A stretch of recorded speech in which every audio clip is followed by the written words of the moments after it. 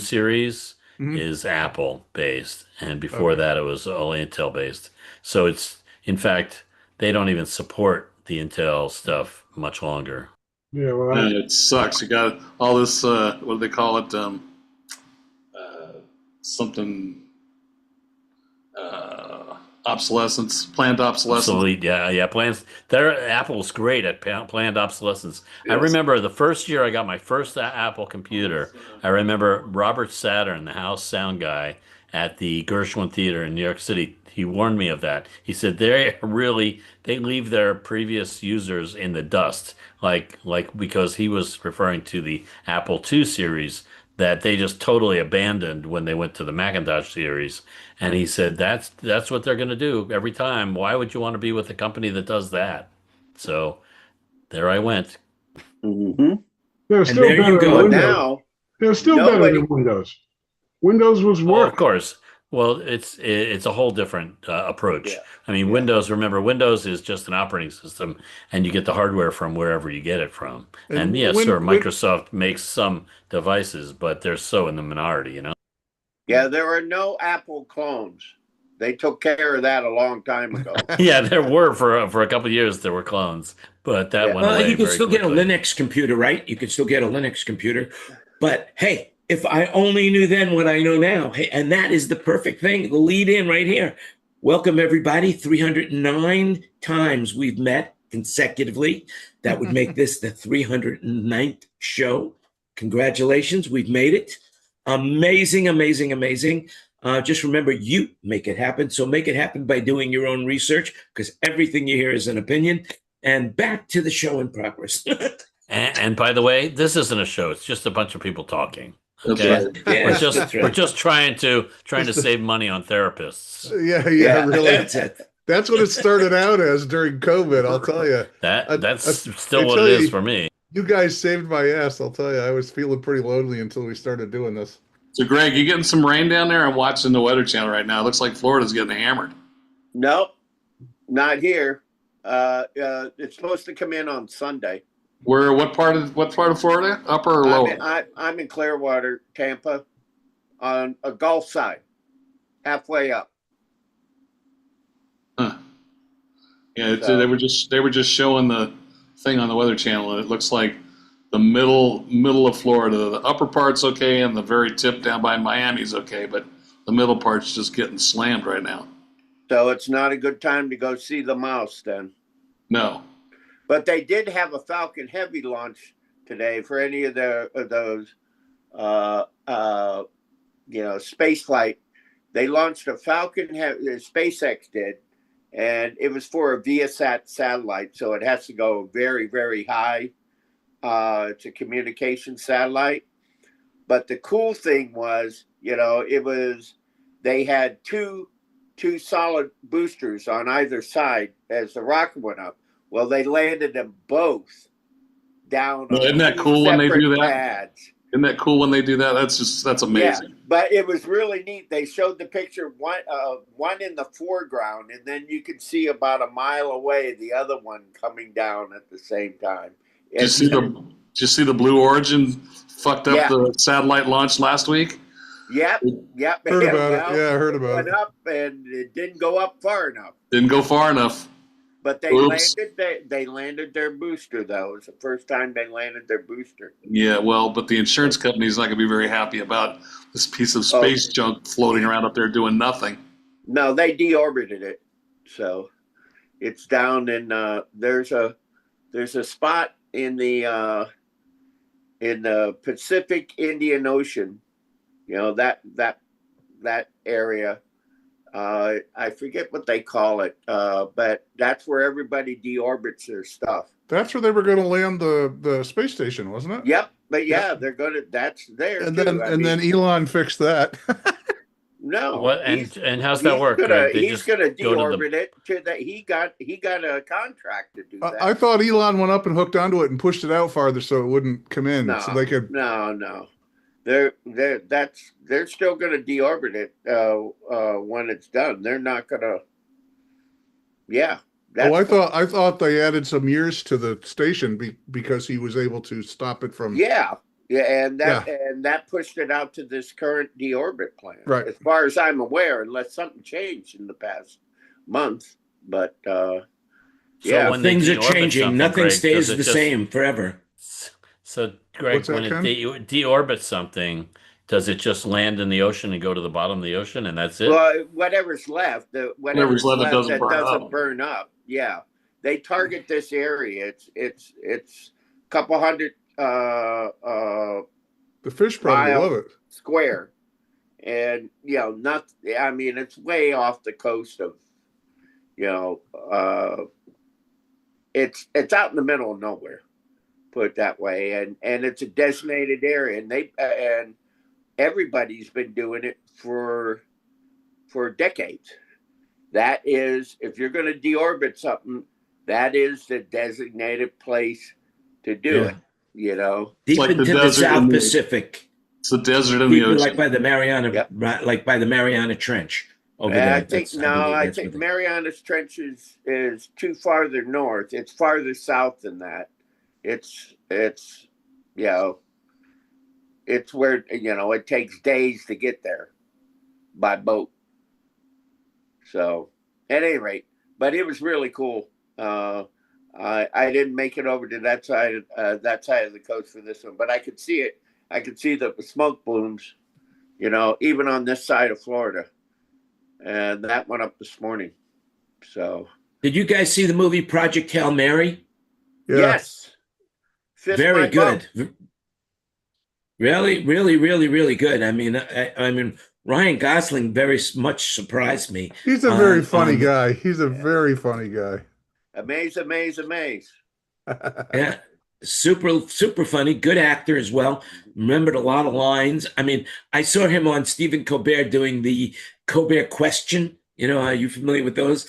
That he says, if you really want to be known, you got to answer these questions. Where Stephen Colbert, the first question he asks, very serious question: what's your favorite sandwich? Yes, the Colbert questionnaire. It rhymes. Yeah. Well, I like that. I really, if I ever get on the show, I've got my list down to the science, with the exception of the last, the 5-word question. I can't figure that out. So I watched the Neil Diamond movie on the way here this morning. That wasn't bad. yeah. That was good. The guy, you mean, the guy that. But Kate Hudson, Thunder and Lightning. Right. They called themselves Thunder and Lightning. Yes, Yeah. it was pretty good. It was better pretty than good, I thought it was going to be. Yeah.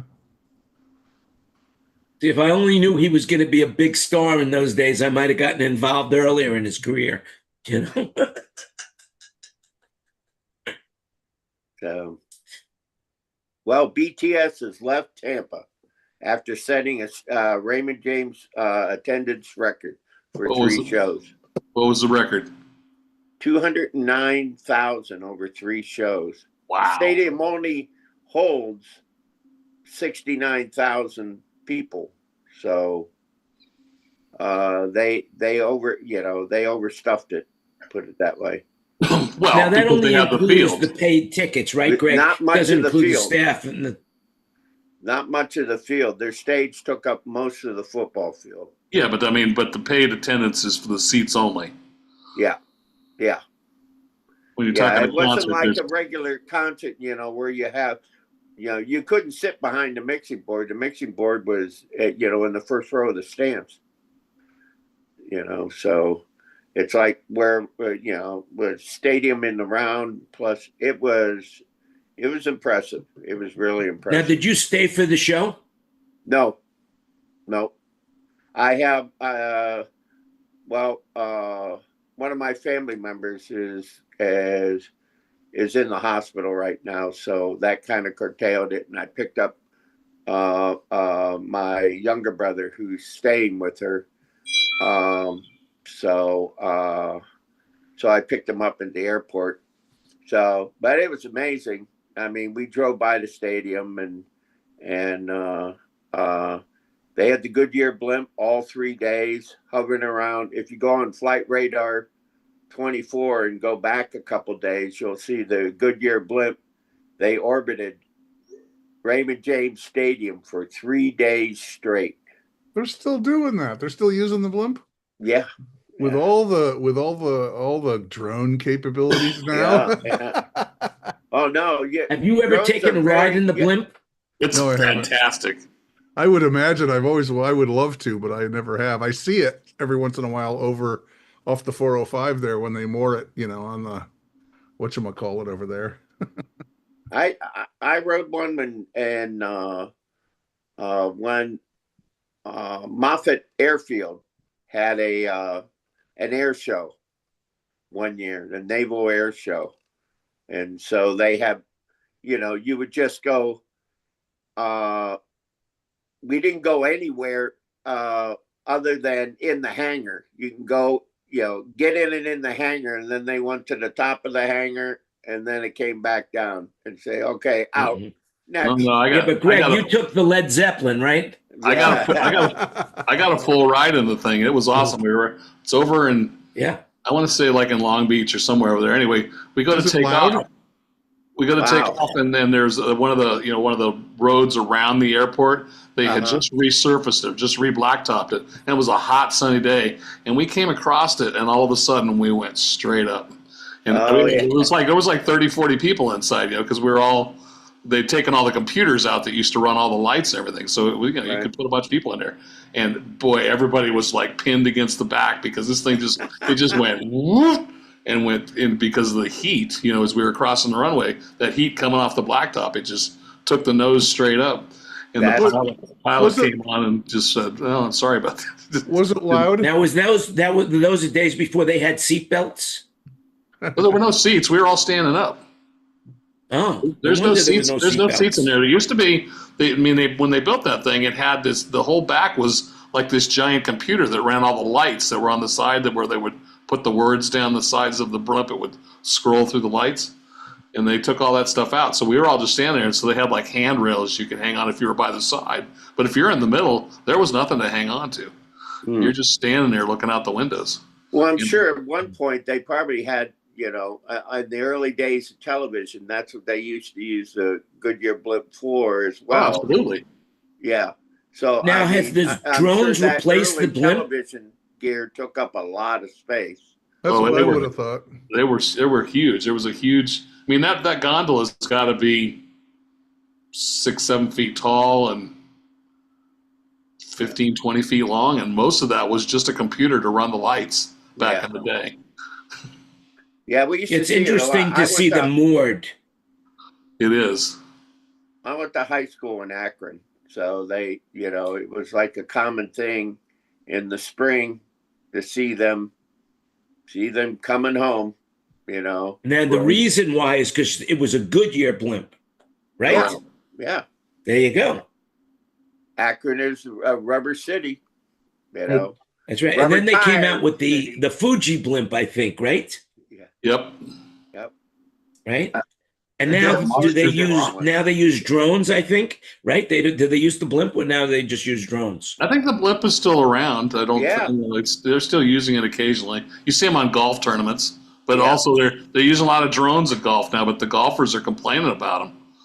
Like the last what was the big one? The noise, probably, right? The Waste Management Open. Yeah. I was at the Olympics, and we were watching it on the backhaul feed, and you could hear the drones, running over the golf course, and I'm sure the golfers were not happy. Yeah, plus the advertising, it's the Goodyear group, and it says Goodyear in 30-foot letters or whatever it is. Right. Yeah. And they used to have the Snoopy blimp and all sorts of stuff. Well, that was the MetLife blimp. It was the Snoopy blimp. Yeah. So fun stuff. Well, not speaking about the blimp moving a little bit. Hey, the Raiders, the Las Vegas Raiders, just signed that new quarterback Fernando Mendoza. That might give. What do you guys think of that? Any thoughts? Good for them. Don't know who he is. What is that? He's Football? the guy from Indiana, the quarterback. The Heisman Trophy winner. Yeah. That's right. Yep. He won the national championship. Number 1 draft in the NFL. Yeah. But I thought what was really interesting is the number 2 guy for the Heisman didn't get drafted. he ended up not, not getting drafted. Pavia, whatever his name is, from Vanderbilt, and he ended up signing a temporary deal with the Baltimore Ravens. Well, they could use something. They could use a additional player. They always come so close, and yet at the end they fold. Yeah. Anyway, but it's kind of interesting that what's going on right now. One of the other things, the Live Nation business. Have you heard about anything new on that? Rather than the states won their suit. Well, the Live Nation seeks to pause the breakup fight until after the DOJ settlement review. So they're still fighting it, and that'll take at least another year. So everybody will still be dealing what they were with going to Live do. Nation. They're going to be like the phone companies. They're just not going to. They're going to take forever. Yeah. They'll figure out a way to continue the monopoly in one way or another. Yeah. Oh yeah. I mean, didn't it, like when they broke up AT&T? Now they're more powerful than ever now. Years Same later, with Standard Oil back in the day. Standard Oil which is became Chevron. Exxon, Standard Oil. I forget all. In truth in advertising, I got to say I own some Chevron stock. I just want you to know, just in case you're interested. That's it. Yeah. To stay out of the Gulf of Mexico, you screwed up last time. So the latest news in our world is Taylor Swift trademarked her voice and her image. Good for her. Keep her out of the AI. Yep. Good for her. Whereas now they say, and I just read an article about it. Let me see if I can find it. 44% of songs uploaded to Deezer are AI generated. Streaming platform Deezer revealed this week that nearly half of all the songs uploaded to their platform are now AI generated, about 75,000 tracks. Who the heck is Deezer? You never heard of Deezer? It's a streaming service. It's like it's like Pluto and some of those free TV services. Oh, but it's a streaming service like Pandora and Spotify and whatever. Yeah. They have flagged over 13.4 million AI tracks this year alone. Is that insane? So is Deezer a free streaming service? Is that what we're saying? It starts out as free, and then they're like a drug dealer, just like all the rest of them.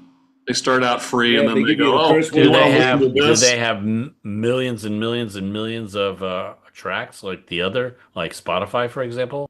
I believe so. Wow, how interesting. I think it's more for independent artists. I don't think they're as mainstream as Spotify and Pandora, but okay. They're a big player. I still use Napster. Does Deezer have the band Weezer?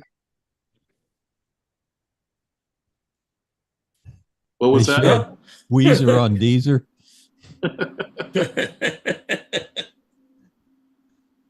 Now, another site that if you guys are not familiar with it, which is it's the Internet Archive. It's archive.org. Almost everything is up on that website, and everything up there is for free. So archive.org is a good service. Jan, I've been pulling a lot of information for websites. I build websites based on old, no longer in use websites on archive.org that I used to have decades ago. And I can pull the content off and rejuvenate it. It's fantastic resource. Hey, Paul, I did some research on what you said. Serious amount of storage, huh? Yeah. I did some research about DigitalOcean when you said, because I couldn't believe how inexpensive DigitalOcean is. But the catch to DigitalOcean is that you have to do it all yourself. There's no backup, no support. There's no tech you don't support. get any support. No nothing. support. And you have to be able to put everything up there, and you are your own psyops. If the site goes down, you're out of luck. There's nothing you can do about it. Whereas you mentioned Backblaze. So what you do is if you got a DO account, a DigitalOcean account, you just have a bunch of backup locations like Backblaze, and if something goes south, you've got a good copy. That's all. Yes, but you have to do all of the work yourself. You have to program it. It's not that much work, Jan. It's not that much work. There's not that much work to it. What of course, is I used for to be you, Paul. Remember, I used to be a sysad, so I used to work for one of those outfits. So and that's why it's so inexpensive. You do all the work, you upload it, you maintain it. It's basically just if it's like you rented a warehouse and you're storing your stuff in that warehouse. You have to have the forklift. You just don't want to work. Yeah, just don't want to work. You're a slacker, Jan. You don't want to work. That's it. I am a slacker. Whereas I am with, I think I'm with Blue Ocean, and they do all the work for me. They do everything. They maintain the backup. They maintain the maintenance. If their site goes down, they fix it. So for the extra $5 a month, I'm getting a complete back end that's being maintained by professionals. So for me, it's much simpler. The problem with those kind of deals is that they keep jacking you more and more for, you got to have this security thing, you got to have that and this, and they keep piling on. That's the problem with those kind of. Not with me. I paid for 3 years in advance, and that's it. Now maybe at the end of the 3 years, they will then say, "Hey, we got you now." But then there'll be I'll hire you to do DigitalOcean for me. Yeah, you got Backblaze, you don't have to worry if you just keep your backups current. Something goes south, you'll be good. What do the fishies have to say about it?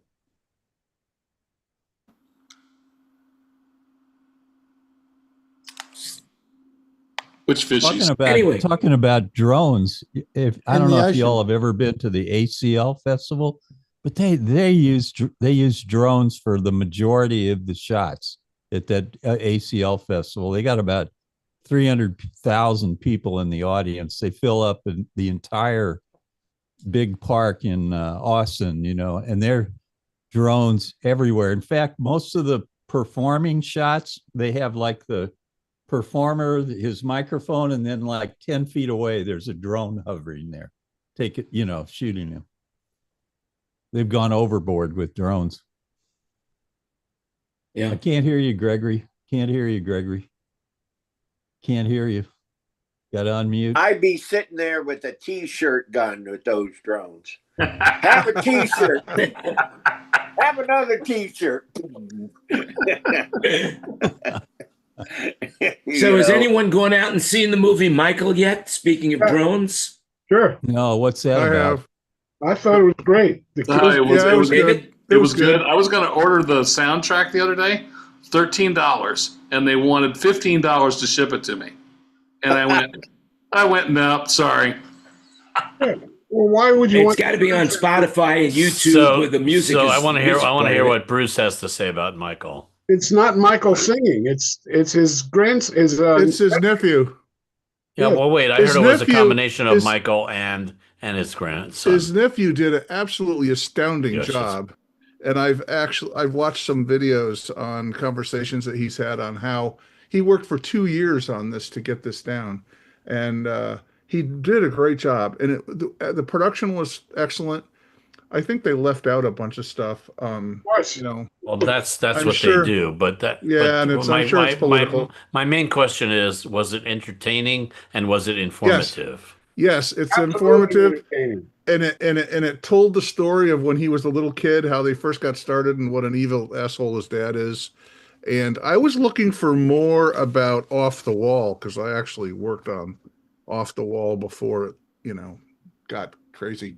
And I was kind of hoping to see some footage from that and some of the story from that, but they blazed through that, and they ended it pretty much at the Victory Tour, and they didn't really talk about all the details of the Victory Tour. So there's going to be a part 2, Is the because victory tour where he caught himself on fire? No, that was a Pepsi commercial. that was just before that. But his hair caught on fire on the victory tour. Oh, it did?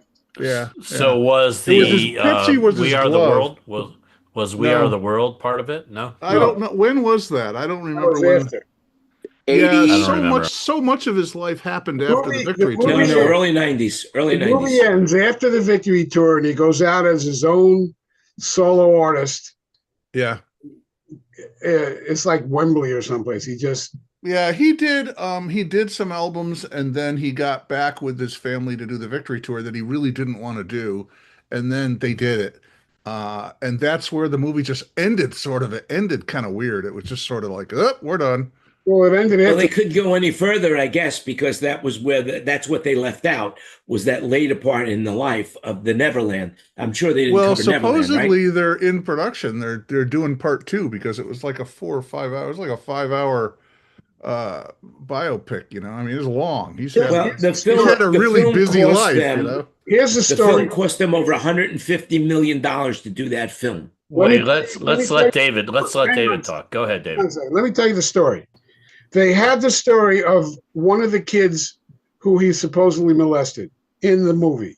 They shot it. They did the whole thing, and then they realized that they didn't do their due diligence, and the settlement with that kid said he will never be represented in a film from the Jackson family. So they had to reshoot for like $14 million the movie, but they've got a ton of footage to use for the second movie already. So it's not going to cost them as much to do the second one. And I don't know, they can't put this particular kid in there. Maybe they can put a different kid in there, but they can't talk about him at all. What service is that movie on? Netflix or what? No, it's in the movies. It's in the theater right now. I saw Oh, it you at gotta go to the I saw it at movie theater, Regal. okay. Yeah. I How saw much it is at it that theater? movie How much theater, does but it I have to cost to side go to a screen. movie theater these days? It's about $18, but we have unlimited. So Well, For they me, have for Now, me, you for you and I, it's $9 because we're seniors. go on Wednesdays. It's $9. Yeah, $9. It's on Wednesdays. It's senior day. we Well, it's pay. anybody. You know, it's We anybody. pay. We Tuesday pay and like Wednesday is anybody gets half off. really. All Yeah, tickets. we're like 25 or something a month, and it's unlimited. So if you see 2 movies a month, it's paid for itself easily. And then you get all these deals on free popcorn and a bunch of other stuff. So Yeah, I had the same thing. The A list. right, but yours is through AMC, right? Right. Here comes Joshua Zimmerman. So, but I saw it on the movie theater where they had the side screens. So the field of vision was completely beyond. I mean, you can turn your head left and right and you still see movie. What? It was pretty cool. Yeah, What? that's a new thing besides IMAX now that goes further. And I don't know, I haven't seen it, Really? but I've just heard about it. I It's kind of haven't been to one of those yet. I did watch the cool YouTube video the other day with Adam Savage where they went into the IMAX processing plant and the original IMAX machine. You know that they scanned if they scan an IMAX film to digital, it's done 1 pixel at a time, 1 line at a time. It takes 12 minutes per frame. On the original machine, it took 12 minutes per frame. Well, the frame is this big. Yeah, Oh, it's that's 60, the real 60 time. Yeah, Look at that. yeah, 70 millimeter. 70 millimeter. It took 12 minutes to shoot each one of those frames, and it's going 30 frames a second or whatever it is, 24 frames a second. And so imagine how long it took to transfer an IMAX movie to digital. Years for sure, right? Well, there's nothing like IMAX. I mean, IMAX is amazing. It's just it's like you feel like you could jump right into the screen. But if It's you're, so if, you're, real. if, you're, if you want something to do, I would recommend looking it up. Adam Savage from Mythbusters. Right. He does Love it. that guy. It's an amazing. They actually have 2 machines, and the second one where they actually transfer from digital back to IMAX film, they still use cathode ray tubes. They have 13 machines in this room, and only 7 of them are working because they can't. Nobody's making the tubes anymore. Yeah. Adam Savage also did, as far as what we go, he went in and did an analysis of the wireless. I believe it was I think it was on Hamilton, that he went backstage on the wireless, all the wireless, and how they managed the wireless on Broadway. Very fascinating if you haven't seen it. Hmm. If only I Is knew that then. what I know where now. can you see that, Jan? What, on YouTube or something? YouTube. I'll have to check it Yeah. out. Thanks. Yeah, if you YouTube. look at his channel, he's got a lot of really cool stuff. But like I said, I just happened to watch the IMAX thing. The original machine, it's all built out of granite, and they said that if the room changes temperature by just a few degrees, they have to recalibrate the entire machine because that slicer, it's doing 1 pixel wide, 13 million whatever pixels high as it's scanning across, and if the table just warps a little bit because of the temperature change, then your frame's out of registration, and they got to go back and do it again. So a 35 millimeter is this wide, right? Right. 70 millimeter is that wide. It's 35 millimeters, twice as wide, and turned sideways. Yeah. So it's then a full they square. turn it this way. Right. So each frame is about this big. Yeah, it's almost 3 inches square. It's crazy. It's longer than it is tall because it's just that same thing. So and then it goes sideways. Correct. I have a piece of IMAX film about this long, so I've got like 3 or 4 frames. Oh, nice. Yeah, I don't know. Has anyone used the Vision Pro in this room? No. What is that? Has anyone the Vision Pro, the Apple Vision Pro? No, but is you that a headset? remember Alex Lindsay? Remember him? He got a job at Apple working with Vision Pro. That's what he does now. The guy from Office Hours? Yeah, I went out Yes. for coffee with him in Austin about 2 weeks ago, and he's just having a great time going all over the country, promoting Vision Pro and 3D, and he's got the life now. He's got a great expense. Hey, can you get me a discount Apple. on a Vision Pro, Paul? You got to talk to him. I can't get you So any spot. Did you guys ever hear a show scan? Yes. Yeah, we did a Bridgestone commercial in show scan one time. Did you really? Oh my God, it was so cool. And It supposedly was so realistic because I think it ran at 120 frames a second. 60 frames per second in 60 70 frames per millimeter. So here's what we did. I mean, this is a great story. This is just a great story. So they hired us to put the sound system in and to do the show scan commercial in a sound stage, right? So what they actually did was they strapped the show scan cameras to some sports cars like Ferraris or something, and they drove through the Alps at like half speed, like 35 miles an hour or whatever, and you could feel it, and when they went over the bumps and all this they have microphones all over the place, right? And then when they played it back, they produced it at twice the speed, so the car looked like it was going like 70 around this windy road through the Alps, right? So we built this raked audience inside this soundstage, and I put like 8 dual 18s under the stages, and gobs and gobs of power, and so basically we brought in all the executives from Bridgestone, and we sat them in these Recaro seats that were mounted, on this thing that they built, right? And we showed them this 5-minute film, and the guy got up on a Mike, this is back in Vega diversity days. I mean, this is 1978, 78? No, 1987. And he says, so welcome everybody. We want to take you for a ride on the new Bridgestone tires. And the lights went down and the film rolled, and 50 people in the audience, all 50 of them sick to their stomach all over the place. They all got sick because every time the car went over a bump, the whole everything jumped, and the it was all that motion stuff. Right, but the visual done with air, The visual because it's going so fast. The screen was like right up around you, and it was so fast and it was so good. And all these guys got sick. It was just comical. We were just laughing because we had seen it so many times before we actually ran it for real. So we were kind of used to it at that point. Yeah. So if you could do it now, how would it be different if you did it today compared to when you did it then? Based on the theme of the show. Well, there's probably you can shoot it now with high-speed cameras, but you can shoot it with high-speed cameras. Yeah. And then also it would get produced different. It would probably be in a theater, yeah. Put The it in Sphere is like that now. That if you've never been to the Sphere, it is basically like you're sitting in, I don't know, like a flying saucer, I guess, or a helicopter or something, Yeah. where The it Sphere just would be a seems so perfect. real. The Sphere would be a perfect venue for something like that because they Yeah. do 4D in there. You get the wind. It's because supposedly somebody Yeah. told me that when you go to the Wizard The of Oz, smells and you everything, get the right? smells and you get the wind. You Yeah. get the water droplets. You get Yeah. it's like And it's the like seats the, vibrate. Apples Yeah. drop from the ceiling. Have you ever during done the one of scene. those 4D theaters? You see them around the country. And like one at the Grand Canyon where you're doing the rapids, going down the Grand Canyon. And Disneyland has those rides. They're Disneyland amazing. Yeah, it used to be Yeah, Lilo and Stitch had that. California Adventure had a ride called Soaring. Soaring. Oh, that was awesome. Oh yeah, It was a very great good. ride, and when you flew through the orange orchards of California, you could smell the oranges, Yep. and then they'd fly you over the ocean, and you could smell the salt air, and then they Salt went, air and the kelp and everything. Yeah.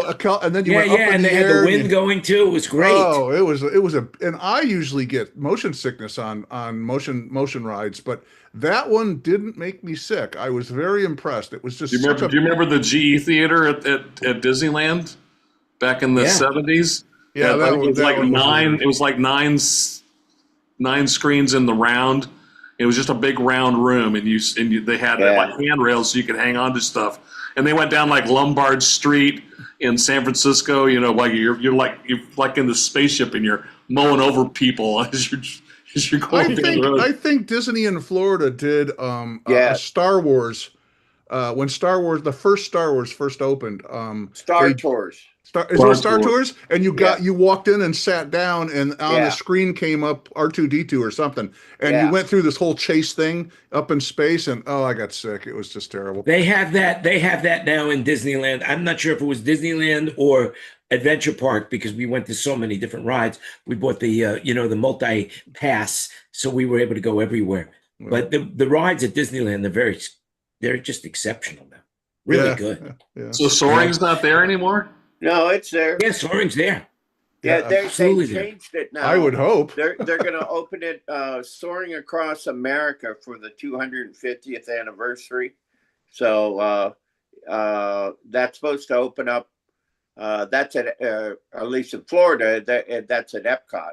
Yeah. So, the thing that was neat about it is you sat in this car and then it puts you in the theater. Right. When you sit down, you're just down in like this common area, but then it lifted you up and it puts you in. So now you're completely engulfed in the screen. You can't not see the screen around you. Like at the Sphere, for example, if you're sitting in the back, you look back and you see the audience. Right. But at Soaring, when you would look back, it wrapped around you. It was and it was very dark, so you really couldn't see anybody else. You could see who was sitting next to you, and that's about it. Correct. Yeah, but at the end, while you're walking out, then you can see all the other when you're walking out of Soaring, you can see. Right. There's like four cars. You could see each one as it would go up and put the people inside the theater. I think the Indiana Jones one had the cars too, didn't it? When you rode through but that was a different type of Was it car that moved around and up and down? Yeah. Has anybody been on the Harry Potter ride at Universal? Yes. No. That's one of the best rides I've ever been on. Yeah. It's an articulated arm. Your chair is on the end of an articulated arm, so you can go up and down and left and right and almost upside down, and it just moves you around all you want. And what you're doing is you're playing Kidditch. You're on one of the flying brooms. Oh, is that what it is? I was going to say, what were they? Yeah. So you dive down and you go around. It's just like on Kidditch. It's just like in the movie. It's phenomenal. Oh, isn't that interesting? Yeah. We get invited to Universal every time they have a new act because I live in the neighborhood. So I've been to Harry Potter ride a couple. I'll tell you, of all the rides I went on in Disneyland, the best one was the Guardians of the Galaxy. That ride is exceptional. I mean, that is an exceptional ride. Yep. I wonder if Epcot, that's a roller coaster that the car spins around this way as the roller coaster, and like when you go around a particular planet, you're focusing on the planet. You're actually just like going in a circle around it, but then the car also turns at the same time.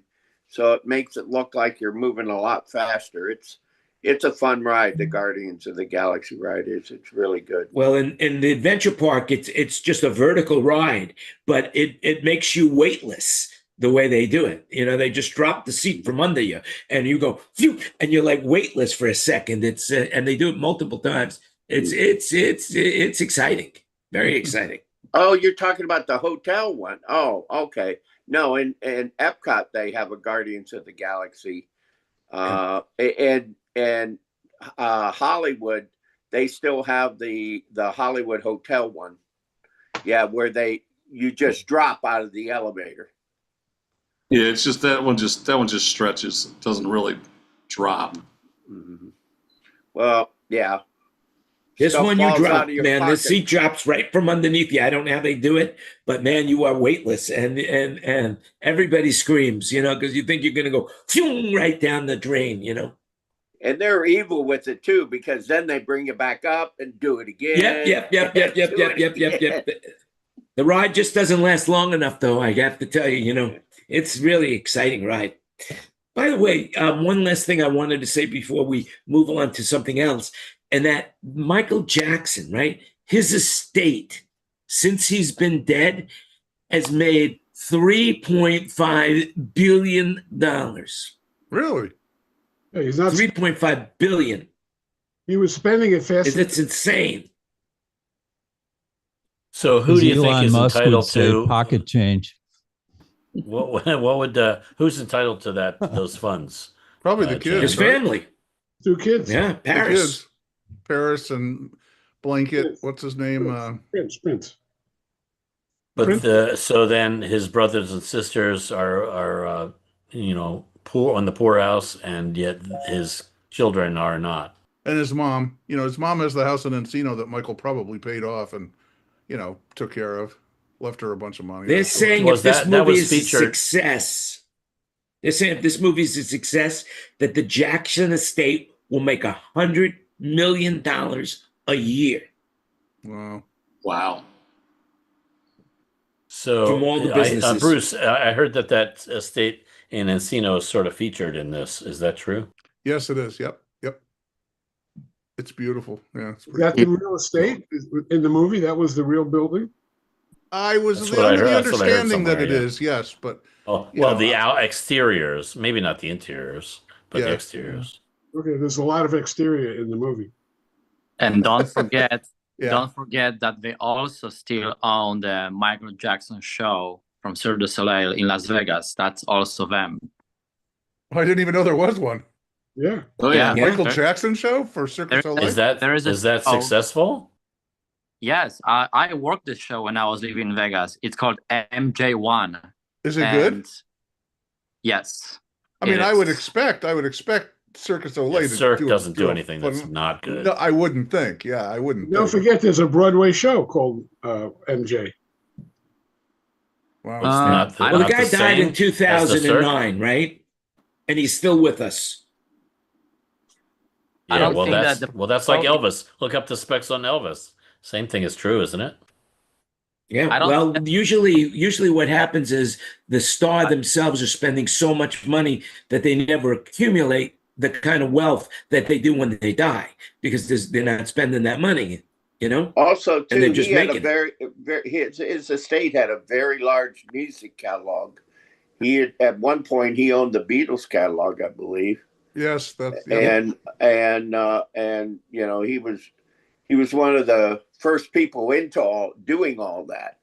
You know, as an artist, going ahead and buying up catalogs of other people. So now there's a lot of artists, you know, selling the whole catalogs for gazillions of dollars.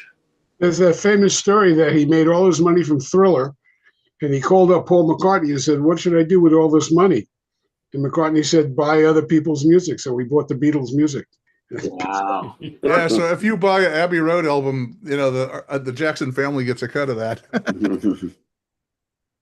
I saw an interview with Ringo. I think it was on Jimmy Kimmel, where he holds up that Abbey Road the Abbey Road album. Of course, it's one of the most famous. And they were discussing where they were going to shoot it. Were they going to go to Mount Everest? Were they going to go to the pyramids? And somebody said, let's just walk across the street. Somebody took a picture of them walking across the street. Yeah. Oh, that's great. That's great. And nobody, the Volkswagen in that picture, that was just parked on the street. The people they didn't know any of the people on the street, nothing was planned. They just walked across the street from the studio. All the times I looked at that album, I kind of wondered about that because it was just too real to be staged. Well, I thought John Lennon had no shoes on, so they really thought about it when they did it. They planned it. You think? Well, he had no shoes on. He doesn't walking around with no shoes. Yeah, that's true. I don't know. I did for a couple of years. Ringo said it was just one of those things that they said, let's walk across the street right now. They just left the studio, walked across the street. He wasn't wearing any shoes in the studio. Yeah, we don't know. So they might have been walking across the street to a restaurant to have lunch, But one thing that I will say about that is that Ringo says that they weren't high at the time. And I don't believe that. That's funny. And another thing about the Beatles, which is, how many years ago is this? 50, 60 years ago, their music, is that some of their songs, they couldn't record at regular speed. They recorded at slower speed, and then George Martin speeded it up. They really weren't together all that long either compared to the... Not complete songs, but like the solo in... I can't remember the song, but the solo in one song is actually played on harpsichord, and they played played the tape, faster or slower? They played it slower so that he could play it, and then they sped it up to the normal speed, and it sounds the way it sounds. But that was George Martin playing that harpsichord solo. Do you remember what song that is, anyone? Nope. Wasn't Lucy? Yeah, but anyway, Maxwell Silverhammer. They used every trick in the book, man. They were into it, in that era. They were so into it. Now, George Martin was just a genius. Do you think the music would be they would have done more had they have today's technology? Because they were doing it on 4-track. Yeah, or less. Even Abbey Road, if you really sit and listen to it, on a really high-end stereo or really good headphones, it's amazing. It is amazing. And I would imagine with today's technology, it would be even more amazing. Yeah, well, it's all that warm analog equipment too. Yeah. Well, you got a point there, yeah. Yep. And tape, there's no such thing as a tape sat plug-in. It's actual tape saturation. Yeah, I mean, but they had to innovate. What's it called? Necessity is the mother of invention. You know what I mean? That's right. They had to innovate, and they were striving. They you listen to these documentaries and stuff where they really push the envelope with the EMI engineers. The EMI engineers with their lab coats on and stuff, and they were like engineers. They're like, okay, we will turn up the knob until it gets distorted, and then we will turn it down. That kind of shit. And they weren't like innovating, but the Beatles were like, hey, let's innovate. They really wanted to go for something different. And I think that the best they had like 4-track machines back then, and they bounced around tracks all over the damn place. And then they it's finally amazing. they had it's really amazing. It sounded as good as it did. It's just, exactly. It's just. And amazing. if you want to visit Abbey Road, just click on that link in the chat. I did. I'm looking at it now, but it's not live. It says it's live, but it's not live. How do you know it's not live? Because he's not moving. He's standing in the middle of the street. Let's see. I'm looking. It's 1:50 a.m. It's 153. It's 52 degrees, but it's just a frozen picture. I don't. Oh yeah, I see. That's interesting. Maybe it froze, but it's usually it's a slideshow, Ken. No, it's a live webcam. It's a live webcam. Oh, now it is live. Yeah. I mean, it's supposed to be. I'm seeing the lights go. The street lights are going on and off. So. Okay, well it's usually live. Watch it during the day though. You see all the tourists walking across there. It's great to watch. Ringo says that people hate that. It says that people that drive the streets, the people that drive the streets, he says they hate that. He says it blocks traffic for hours. Or for a lot, yeah. Well, they want to get to work. Speaking of live streaming, How's Jackie and Shadow doing? I put that. And Oh, I put that in the link. I put a link for that in the chat. Oh, they're getting also. the kids are getting Those big, man. eaglets are getting big, man. They're getting They're big. definitely becoming full grown. You know. I subscribe Look to at their that. channel, so they send out a little blip every day, and they're getting big. I Those entered eagles. 3 names into the naming contest, so we'll see if any of those make it. All right, we can help you. We could vote for your names if you tell us what you voted for. There's no voting. It's the school children vote on the names. First of all, it's two phases. The first phase is the computer randomly deletes a bunch of them and then gives a certain amount to the school children, and then the school children vote on it. Pretty cool, right? Yeah, that's cool. So, That is very especially cool. It's considering getting people with how nature. rural Big Bear is. You know, it's how many school children are there? I don't even know. Maybe it's a 3-room schoolhouse. You know? Yeah. Well, I love nature. I love nature videos. I've been Oh, watching a lot of videos from the Serengeti. You know, one of my favorite animals to watch is the honey badger. I mean, those videos on the honey badger, unbelievable. That The thing Disney is scared ones of nothing. or the real ones. The real honey badgers. Oh, okay. I mean, hey, you know, I wouldn't want to have a pet like one, but you know, man, they're pretty amazing. You know, they are like ruthless. Yeah, talk know, about I'd like to see a video. Talk about a film with nature. Has anyone seen Apex with Charlize Theron? It takes you into the Australian wild country, and man, and she does. There's a mountain scene that opens the movie. That's the top of this huge mountain. They've got drones looking down on her, and she did her own stunts. Mountain What's climbing. Apex It's about, Paul? incredible. Tell us about it. What's it about? Is it streaming right now? Yeah, it's on Netflix. It's phenomenal. It's kind of it's parts of it are kind of gross. So I'll give you a warning. But it's about a mountain climber. She loses her partner. He falls off the mountain, and then he has to go to. She takes a trip to Australia to bury his, scatter his ashes, and she gets on a rapids, and the scene of her. All right, don't give away too much of the movie if anybody wants to see it. It's amazing. What was the name of that movie that came out a couple years ago about the 2 high wire guy, the people that the guy and the between girl, the World Trade Center, they went all over the world to climb these buildings and do this photography. The Great Walensky's, right? Was that it? No, that wasn't. No, it was something else. It was this guy and this girl, and they made a plan to go shoot all these photos on the black market or whatever it was, and they made a killing, but they were having to break into these buildings and get up to the very tip tops. Petite, something like that. Something like that. Yeah, it was a great movie. Fascinating. I could never do that. I got acrophobia like you wouldn't believe. I have a hard time getting up a ladder after 3 steps. Looking down. My God. No problem looking at heights. I can look over anything. I have a problem thinking I'm going to fall. Yeah, that's my problem. That's a good one. So what did you happen to watch? Who was it? What's his name? Alex Honnold on the skyscraper in, where was it? China? No, it wasn't China, but somewhere. About a month ago. No, I didn't Alex see that. Honnold, the guy that Free Solo. That had the movie Free Solo about soloing El Capitan without ropes. Yeah. Oh Lord. What did he did? He did that same Free Solo thing on this skyscraper in, where was it? Taipei. Hong Kong? Taipei. Yeah, sounds right. Taipei. Sounds right. Yeah. Taipei. You got to watch this. I mean, it's amazing. It was live on Netflix, right? So it must be replaying on Netflix, right?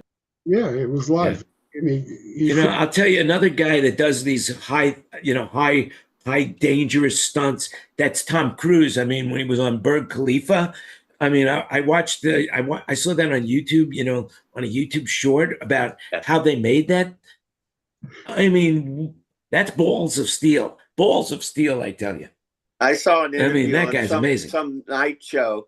He was sitting there saying, yeah, I had a really good idea for this, for the stunt, and he said, I'm going to go up and, up. And that he described that exact scene that you were talking about on the bird. Yeah, it was Matt Damon talking about Tom Cruise. That's it was that. That was what it was. He says and the whole thing is I tell it to the safety guy, and the safety guy says, "No way is that going to work." And so Matt Damon says, "What'd you do?" He says, "I got a new safety guy." So the motorcycle jump on the one Matrix, he actually did. Yeah. Yeah. Oh, he does all his own stunts. Yeah, and there's one scene. I mean, it wasn't fake. He actually did it. Yeah. Yeah. Oh no, he did that. There's one scene where he jumped on a building, and he actually broke his ankle while doing that. And you could see as he got up, and they filmed him in the beginning when he started to run, and he was limping. And of course, then they cut, and then they had to wait 6 months to do the rest of the scene till his ankle healed. But man, that guy does all his own stunts. He also more than amazing. He did some jump across an open space, and when he landed, he didn't quite make it, and he broke his knee. That's what he was talking about. Yeah. No, his ankle. He broke his ankle, not his knee. Okay. But that wasn't a building. Was it a building? Yeah, he was jumping across a building. Between buildings. Yeah. Yep. Yeah. I saw that thing. Who was it? Who's the British guy who does on the BBC who does the talk show? Yeah, I know the guy you're talking Thursday about. That night. guy. Yeah, that guy. Very funny. Yeah. That guy. Oh, of course. Yeah. Oh. Yeah. Always making fun of me, Jan. Anybody see any pictures from the auto show? They had I believe they had where was the auto show? They had the China auto show.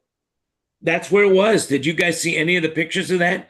It's like their design is like out of this world. It's just amazing. So futuristic. But we'll never see any of it in the United States because, we build a moat. Well, they like the CEO of Ford, I think his name is Bill Ford, is on Bill record Farley. saying that. What? Farley, the comedian, that's his older brother. His older brother, yeah. Yeah. Oh, no way. Yeah. Yeah. I mean, look at him. Anyway, They he look says very that similar. we would go out of business if they brought Chinese cars here. Yeah. Pretty much. Well, they're pieces of shit anyway, so. I mean, there's a story in Forbes, and it says the average price of a car in the U.S., for the average price, you could buy 5 new Chinese EVs. Well, in Thailand, aren't there? You told us before, Jan. There's tons of BYDs in Thailand, aren't there? Oh, BYDs is it's like everywhere. The Chinese company bought MG, and I bought an MG 5 years ago, and it's flawless. The only thing we've done is change the tires, the oil, and the windshield wiper blades. Other than that, never has needed any maintenance whatsoever. And the car in America would be about a $65,000 car. Cost me $20,000. China owns Volvo too. Yeah. What? So thought that was a Swedish company. Well, it's a Swedish company, but China bought them a bunch of years ago. So, whenever you buy a Volvo, you're putting money in the CCP's pocket because the CCP has his hand in every single company's pocket that's in China. So, Jan, was it Jonathan Ross you're trying to think of? The chat show in England? No. Hold on a second. Nigel something or other. Nigel something. No. Hold on. I think his name is Nigel. Because that's a good British name. No. Graham Norton. Graham Norton, that's it. Yeah, Nigel Graham Norton. That's his first name. He doesn't know that. I just changed his name. The Graham Norton Show. Man, that's a fun chat show. So 2010, Volvo was purchased by Zhejiang Geely Holding Company from Ford in August of 2010, which is a Chinese company. Zhang. Oh man, he owes me money. I got to check him out. Where the hell is that guy?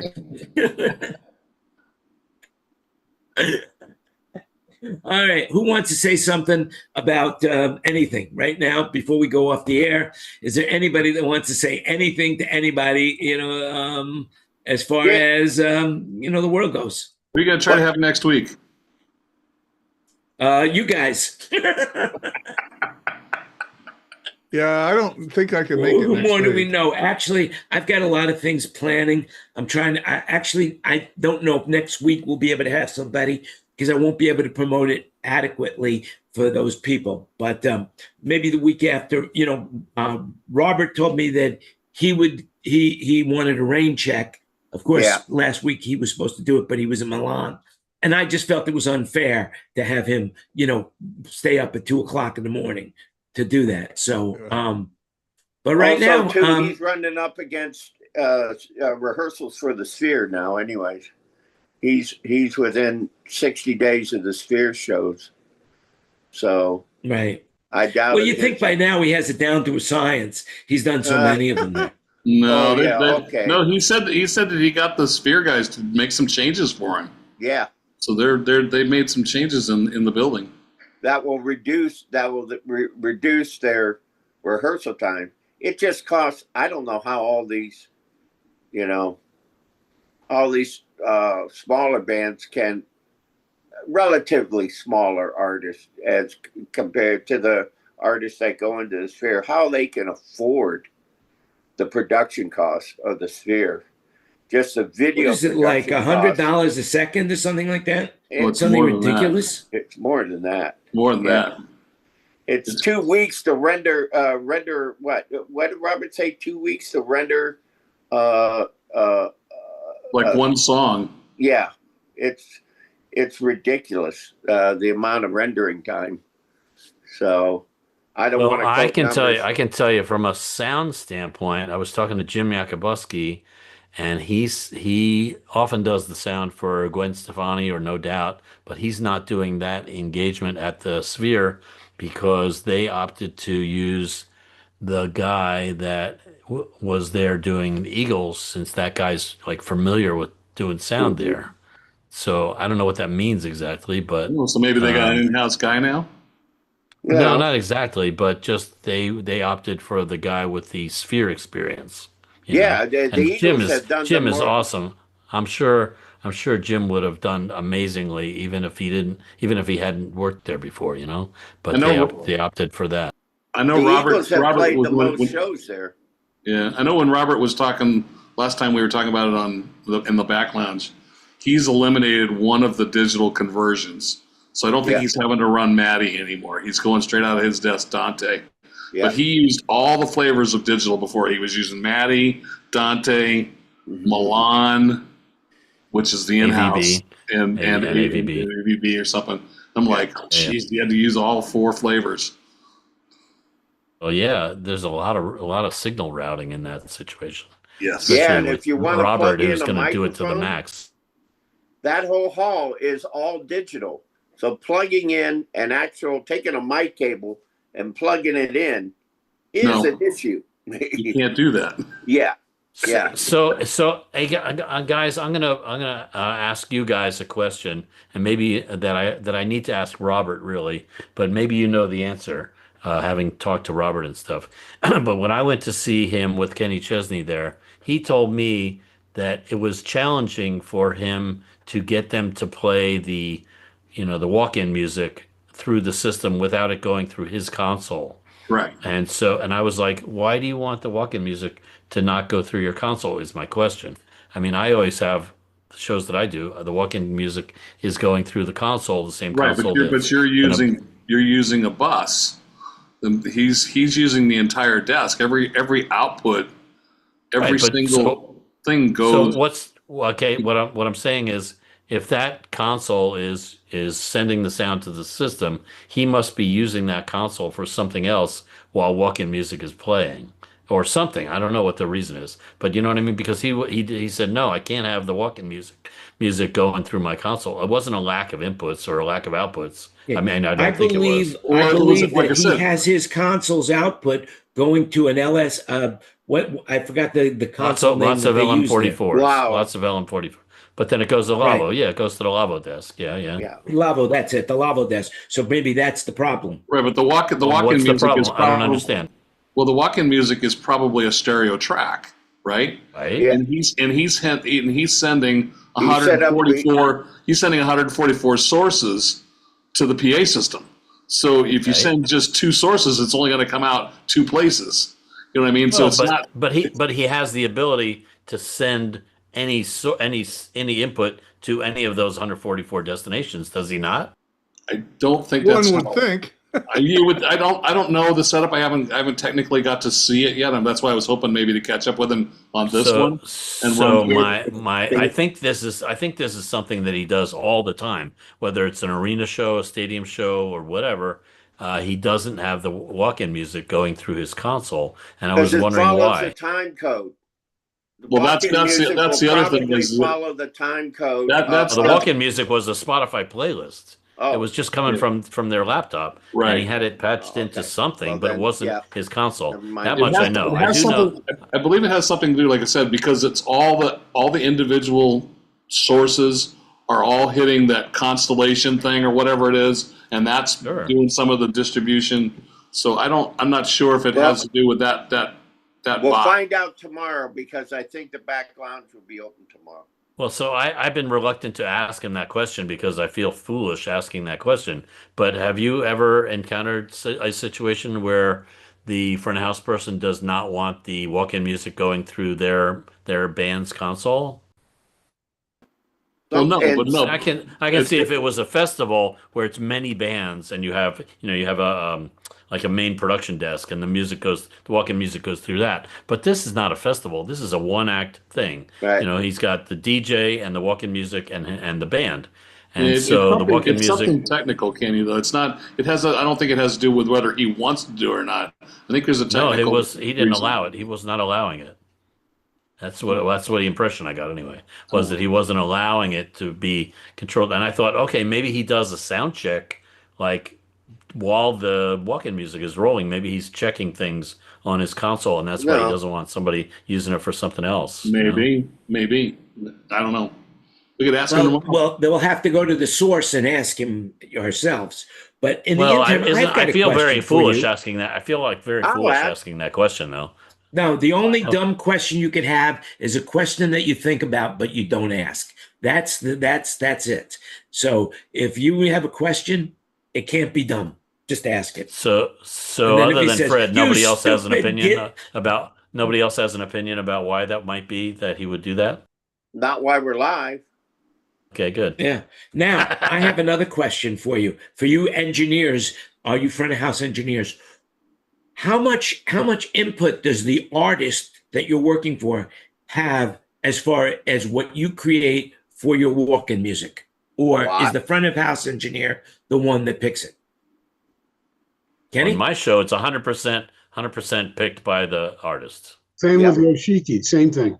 Yep. 100%. Every large artist that I've worked with, even smaller artists, they say, "Here, go find." Now, when I worked with Chris Isaac, however, I said, "Hey, Chris, I've been playing the same music for 10 years, 20 years.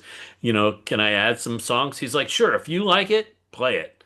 I was like, "Great." In other words, he got to the point where he trusted me, and I was going to play the right kind of stuff. But he wants it to be setting the right mood, because that walk-in music, if you ask me, is the beginning of the show, because it's setting the mood. It's like if you play stuff that's boring or in the wrong key, like in minor keys or something, it's going to get the audience on edge without realizing it. Yeah, I mean, it wouldn't be a good idea to play hip hop on the way into a Chris Isaac show. You want to hear a funny I don't know. thing? Some people do that, though. Some people play like crazy, very, very different music than what the concert is going to be, Well, Hotel California has his own, George has his own music, and it's like Wyndham Hill kind of music, flutes and acoustic guitars. So I got to tell you, in the 80s, through the 80s, I used to go to El Giro concerts all the time because he was amazing, and his band was so good. And he had written this like 15-minute song, and the name of the song was "Going to See Giro," and he was singing, and that was the walk-in music, and it always used to crack me up. Well, for what, they looped it for like 2 hours or however long the walk-in was? No, they would just play something, I don't know, and then all of a sudden, when the song was "Going to See Giro," you were getting close. Oh, I see. How about that? Mandrill opened, like the time clock would start when they started to go into see Giroux song, and it was probably 15 minutes long. And they count it down, and we hit 0, and off we go. But so I don't know if there was much clock in the 80s, but we did a James Brown show when I was with Mandrill. Mandrill opened for James Brown in Madison Square Garden. James Brown insisted on you play James Brown music. really, Nobody else was going to get any credit in that venue except James Brown. Yeah, there you What a Did you have to What a avoid the criminal. songs that he was performing that show? Yeah, right off his hit albums, James Brown songs. But what's interesting, Wait, the same ones that he's going to perform? yeah, sure, Papa's got a brand, Oh, how about that? all that Wow. stuff. But what happened with Yoshiki? Now, this is like 1973. Now it's 2015 when I'm with Yoshiki. He had his music on also. He played Yoshiki music for the opening, and then the bow music was a specific song that he wanted because his curtain calls were 25 minutes. So he had to have the kind of music that just played for that long. And it was his music. He was the only other person. How did he give you that source? Did he hand you a tape, a CD? What did he? How did he give you the? He gave me a CD with his album, or it was just the songs. I can't remember if it was the album itself or his putting the album together. Putting his songs together on a CD. But I think at one point it was an album, one of his albums. He only had one album of classical music. I mean, it wasn't the ex-Japan stuff. I was doing the classical stuff, and he had his classical stuff as walking music. And there were I thought you were how going to did say they he give it did to the you? ex-Japan. How did they? I How thought did they they were give you the source? on a disc. Well, these days, they just tell me what songs to play, and I find them wherever from the CDs or whatever. But they gave me a USB stick or whatever. But in the old days, of course, they would give me, I don't know what we did. Like we had a CD or something. I forget. A phonograph. They Or give a you a mini phonograph. disc. with it. Yeah, Mini that's it. disc? Yeah. cassette Yeah, or we a did. mini We disc? did some recording with mini discs, but we never used it for Oh, playback. I used to cue Actually, all my wait, I stuff shouldn't on say mini that. discs. We had sound effects on mini disc And for one of the announcements tours. and all kinds of stuff. Well, yeah. we had a whole bit on mini disc, but That's it wasn't funny. walk-in music. Yeah. Nowadays, I see mostly musical directors will get with the house engineer and run through what they want and what he wants to do, and then work it out between the two of them, and doesn't really worry about the artist unless the artist requests through the musical director. You didn't bring in an instant replay? Oh, those things are terrible. Now, the interesting they Not work. instant replay. if you They go were to great those in the things- day, but Those things have thankfully gone the route of the dinosaur, have they not? yes. Yes. You know what? No, When they still were- have. They still when have them they- up at the training center. when they invented them, they were great, but there's so much now that's so much better than those things now. It's Right. unbelievable. I remember talking to those people, 360 Systems, on the Yep. phone in what would this have been, the early 2000s, and they said, "Come on, we keep an 80s computer around just so we can fix those things because it's based on an 80s computer, Yep. like architecture, and so they Yep. had to keep that old computer around just to fix them." Oh, he was so embarrassed. Yeah, And but it before, had. and, Well, they're and from before that Canada, was 360 was the systems. Bernoulli drives, and Oh yeah, Oh, yeah. I used to Oh, have Instacart. two of those machines and all Digicarts. good Digicarts. Yep. yeah, Digicart. Digicart. That's it, Digicart. Dude, Sorry. I still have digicarts in the trucks. I was just in one yesterday. Do Two you Digicart. really? Yeah. Oh my god. Yeah, they're still around. Do you know when Holy I used shit. to do a BMI shows, I had a guy sitting next to me with 4 cart machines and everything was on carts. Yep. And we numbered them and labeled them, and channel 2 of my comm was the guy sitting next to me so that, he could watch my faders, and then we marked our script, where all I hated those things because Oh, carts. man. every time they'd bring in a box of these things, you'd have to run them through the machine because you didn't know where they were. You didn't Right? know, You had to let right. them come around and queue. Right. I'll tell you a quick story about one of my failures, because early in my career using, what's that called? The carts, I guess, using carts. We had at Actual resorts, carts? we had, actual carts. We had carts, and they were really long, like 60 minutes or 30 minutes or something. And you know how long it takes to get back to the beginning. And we had one of the first artists that came into the resorts when I worked there was Gene Kelly. And he had an accompaniment for Singing in the Rain. And so somehow I got that thing not in the right place So they had to wait and they had to wait and they had to wait until it got rewound around to the beginning again. And it was so embarrassing to wait for probably 2 minutes to get that thing back to the beginning. Yeah, because you can't back them up. They were basically 8-tracks without the pitch roller. Yep, 8-tracks. They Right, were just right. like 8-tracks. And the radio stations used to use those for their spots. All the advertisements. All the advertisements. When I first started doing corporate shows, I would have a PM1000 sitting in front of me, and I used to have the remote controls to the Tascam half-track machines with 10-inch reels on them, and I'd have 4 half-track machines. One of them was walk-in, the other one was announcements, and the next one was play-ons. And I'd have to go through and splice all the tape and put paper leader, and then mark them with a number on it so that we could follow it on the script. And I had all the remote controls taped to the deck of the PM1000. So, and who started and stopped those? Sometimes I did. Sometimes I'd have somebody sitting over there. So if they were, what? The Revoxes had a clear window that would stop. That's what I was going to say. If you use the Revox decks, like I have one right here, we only had Tascam clear decks. leader. Yeah, but when it gets the clear leader, it automatically stops because it thinks there's no tape there. So that's why we used Revox decks on our things. But I also put in an auto stop mechanism on our Atari decks that consisted of the sensor from an 8-track deck. I mounted it on the Atari deck, and it was just 2 pieces of copper, basically, and I wired that to the stop button. So as soon as it hit a piece of foil, the foil shorted out those 2 pieces of copper, it hit the stop button, and my tape was queued up for the next track. Newman audio. There you go. There you go. Those were like I said, innovations, Remember, and then when DATs came around, and we wanted to do basically the same thing. I think I came up with an idea. I said, how about if there was a supersonic tone on the tape, because since the tape can reproduce supersonic, just put a supersonic tone on the tape when you want it to stop, and have somebody make a sensor that stops the unit, that sends that supersonic tone to the controls of the unit so that it hits the stop button when it hears the supersonic tone. And somebody came up with that, and that worked equally as well as the clear tape or the foil tape, right, David? So my DAT machines had, there's fast forward, and then there's fast forward with a line. And so, I used to have one on top of the other, so I'd have the show backed up, right?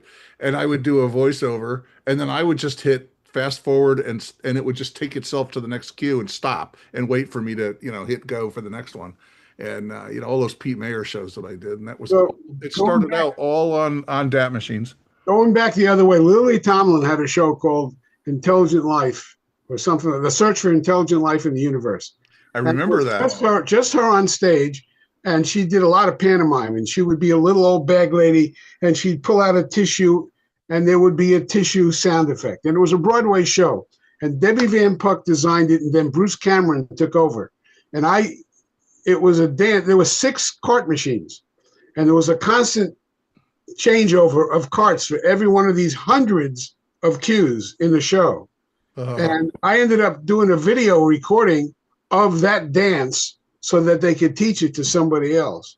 So I got to watch that. And it was unbelievably complex and choreographed. And every little, whether it was a squeaky baby carriage or a car going by or whatever it was, they totally recreated an environment in that theater. It was brilliant. It probably won a Tony. I mean, it was that good.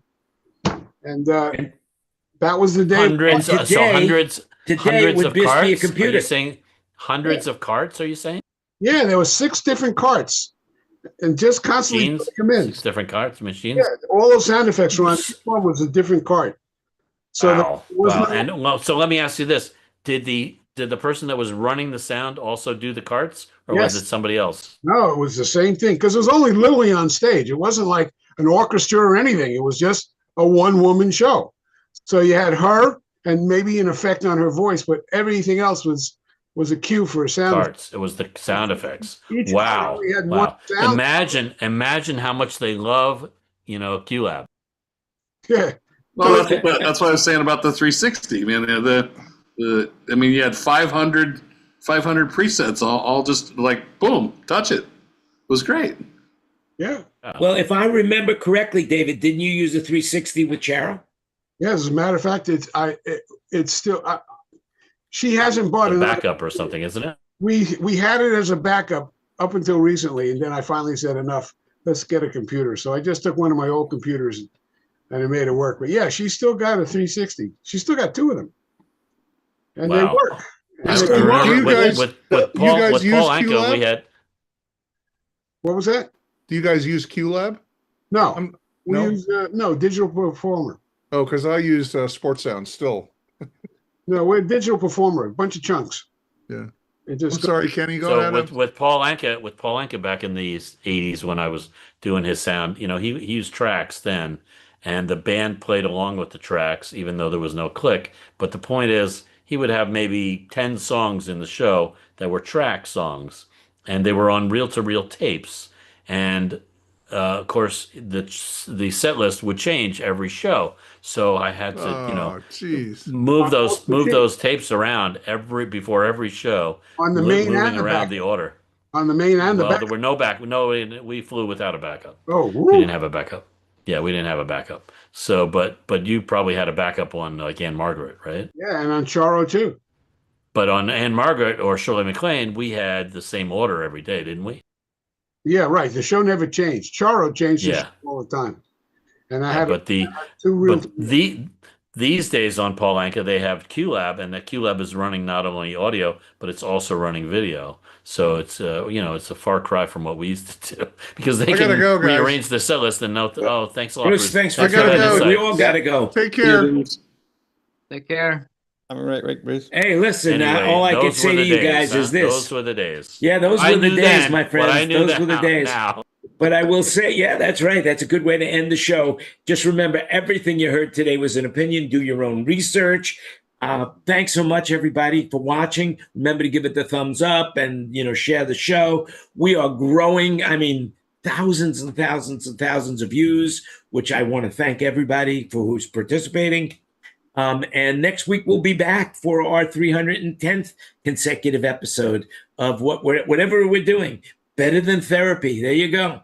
And so the last thing I will say before I say goodbye and everybody can wave goodbye is that remember, you make it happen. Have a great week. Stay safe, stay healthy, and be